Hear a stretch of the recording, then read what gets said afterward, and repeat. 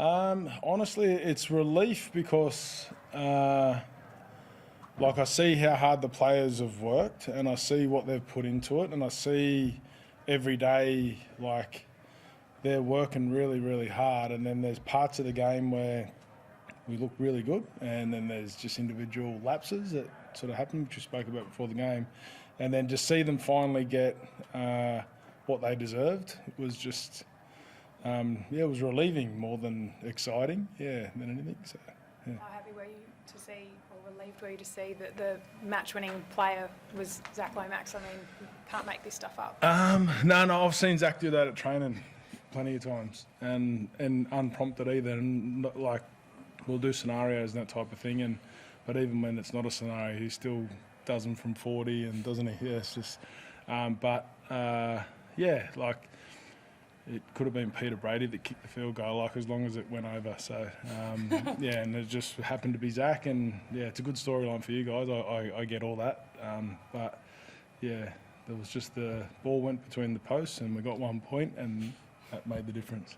Speaking of points, you must be happy considering you guys were 12 down, sort of that fight back as well, particularly in the last few rounds. Yeah, no, that's something that the boys they've shown all pre-season, and then in the first sort of 5 rounds, just the fight and the effort that they've played with, just haven't got the rewards for it. So today was, down 20-8, and they got back to their strengths and worked their way back into it and found a way, and that's the NRL. That's sometimes it's not pretty, but you just got to find ways to do things, and they did. What was said there at that point behind the post when Gutho scored in the second half?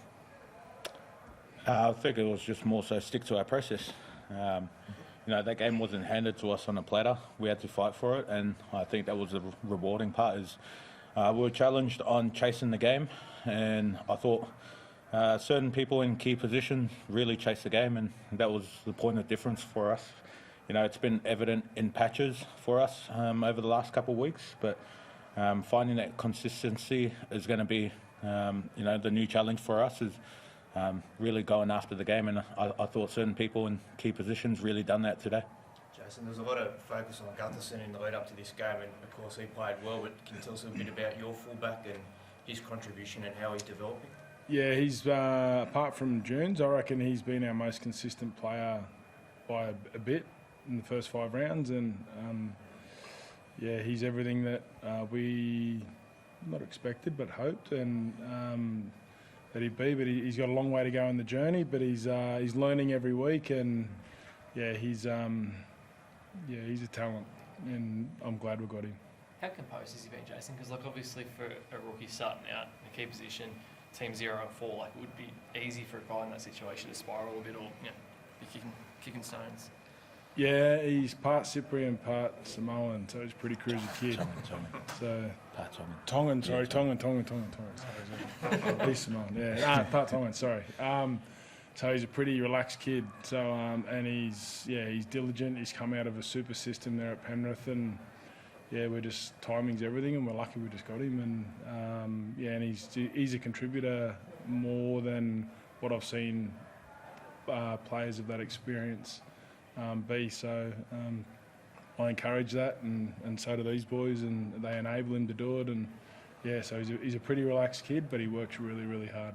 Look, he did some good things with the ball, but there was the moment with about 15 minutes to play where he has the try saver on Gutho, then gets back and cleans up the ball in the next play. Does that almost sum up what he's done more than his attacking plays? Or a lot of the stuff that he's done, you wouldn't notice. You would, but he doesn't get credit for. Sorry. And that's the culture we're building here.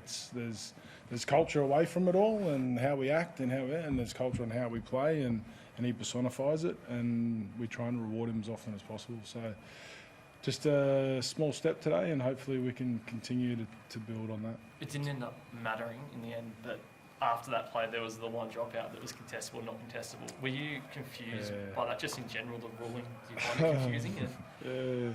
He should have been a fly on the wall in the box. There's no Craig Bellamy, but it was pretty wow. But I wasn't.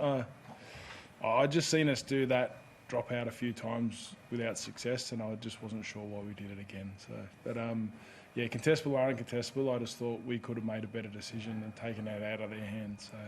Yeah. What about Dylan Brown? He seemed to have a run-first mentality, and that was his best game by far for the year. Definitely, yeah, that's his strength, and that's what we've been encouraging him to do. And I think having Dylan Walker there helps free him up, because Hoppy and Dylan work together to give the other Dylan time to play with the footy. So, yeah, it's a good acquisition. The Dylan Walker's a good acquisition to help Dylan Brown free him up and run the ball. Can you Jason, talk a bit? Shuffled up to your edges today. Can you talk us through your thinking there? Centre wings and... Yeah, no. Will's back on the right, and he and Zach, they're a combo there. So, and Zach's on the wing, and then Sean Russell's at left centre. He trained at left wing the whole pre-season and left centre as well. And then Foxy's an out-and-out left winger that can kind of play both sides because of his experience. So, yeah, we made that call pretty early in the week, didn't we? And yeah, and I just think it's the best balance for our team, and you can see as the combinations grow there, especially defensively for me, the attack will work itself out, but just getting that defensive combination, I think it's the best for our team. Jenny, your numbers were huge today. What sort of sparked your fuse today for that performance?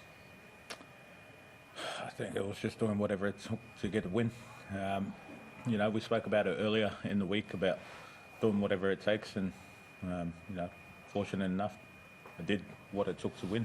You know, it's a credit to Lowy for getting that field goal at the end there, but I thought 1-17, everyone just owned their job, and that was a challenge. Everyone just bring the best version of themselves, and you know, like I touched on before, we just wanted to see the same fight that we've been having in the past couple of weeks, and we're eventually going to be rewarded sometime, and this week was the week to get it.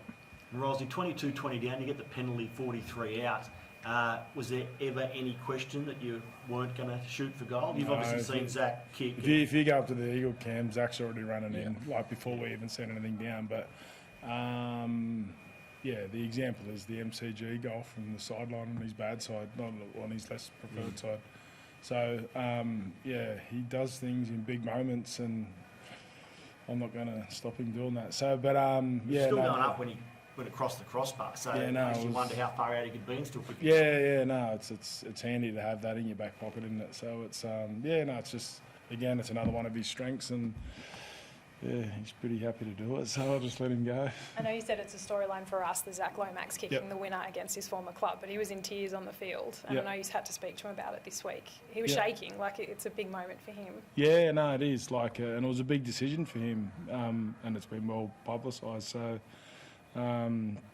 hopefully this is kind of a bit of a bow on it, and then we just move on. Now he's a Parramatta player, and hopefully for a long time now, and we crack on. But yeah, it was good. I just think it was good for him how it turned out. So not for you, sorry. You mentioned the structure sort of going from Dylan to Dylan and then Isaiah at the back. Could you maybe explain, because Dylan seems to be playing, Dylan Brown seems to be playing a slightly different role to facilitate what Isaiah is doing. Can you sort of talk us through that a little bit? Yeah, so basically so Dylan Brown kind of looks after that left edge, and he's a bit of a link there as well, but Dylan Walker actually gives us the freedom to do it because he helps Hoppy out when he's not on the field.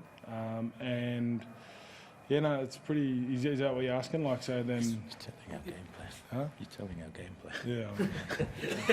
You only got to watch what we're doing. But I mean, in the way that Isaiah's coming into it, it's clear that he's playing a little bit further inside than he used to. He's trying to facilitate that sort of give the ball to Isaiah when he needs it. Yeah, definitely. And I just don't want to, like, the idea is just not to lock Dylan in on the side of the field, leave him there and just have wide fours all the time. It's to be able to play off wider field positions and 7, 6 and 1, it doesn't matter which order they're in. I just want them to be able to get the ball and to be able to get to space as quick as possible. So it's more so Brownie, but I sort of support him, you know, hard. Thank you, That guys. make sense? Yeah. Yeah.